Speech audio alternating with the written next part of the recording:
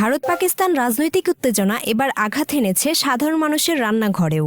কাশ্মীরের পাহেলগামে এক ভয়াবহ সন্ত্রাসী হামলায় ২৬ জন নিহত হওয়ার পর পাকিস্তান থেকে আমদানি হওয়া সব পণ্যের উপর নিষেধাজ্ঞা জারি করে ভারত সরকার। এই নিষেধাজ্ঞায় পড়ে বিখ্যাত হিমালয়ান গোলাপি লবণ বা পিঙ্ক সল্ট, যা ভারতের বাজারে ব্যাপক চাহিদা সম্পন্ন। পাঞ্জাবের অমৃতসরের ব্যবসায়ী বিপন কুমার ৩ দশকের বেশি সময় ধরে এই লবণ আমদানি করে আসছিলেন। তার ব্যবসা আজ সম্পূর্ণ বন্ধ হয়ে গেছে। বিপন কুমার আন্তর্জাতিক সংবাদ মাধ্যম আল জাজিরাকে দেয়া এক সাক্ষাৎকারে বলেন, লাভ খুব একটা না থাকলেও চাহিদার কারণে ব্যবসাটা টিকে ছিল। এখন সব থেমে গেছে।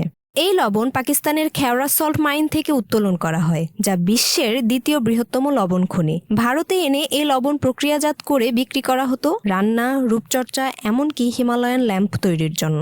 কিন্তু এখন এই লবণের দাম ৫০ রুপি থেকে বেড়ে ৮০ রুপিতে পৌঁছেছে কলকাতার বাজারে। বাজারে মজুত থাকা পণ্যের উপর নির্ভর করে চলছে বিক্রি, কিন্তু যতই সময় যাচ্ছে ততই আতঙ্ক বাড়ছে ব্যবসায়ীদের মধ্যে।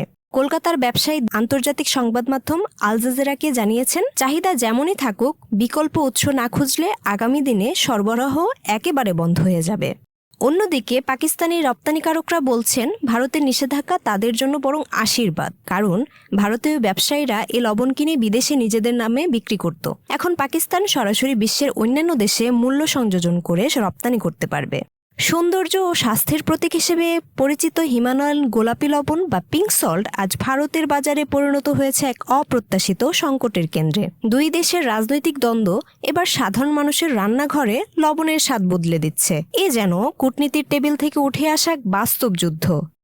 অর্পিতা, প্রজন্ম ২৪।